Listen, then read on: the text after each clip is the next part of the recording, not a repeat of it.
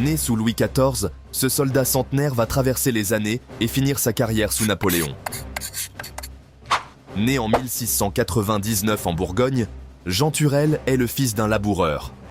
À 18 ans, en 1716, il s'engage comme fusilier dans le régiment de Touraine. Il y restera fidèle pendant 72 ans. Soldat d'une discipline exemplaire, il refuse les promotions pour rester dans les rangs. Il participe à plusieurs campagnes tout le long du XVIIIe siècle, dont la guerre de succession d'Autriche et la guerre de 7 ans. Blessé à plusieurs reprises, notamment à la tête et à la jambe, il reste toujours volontaire.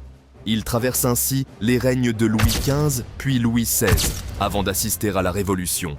Il est le seul militaire de l'histoire de France à recevoir 3 médaillons de vétérance, remises en 1771, 1787 et 1792.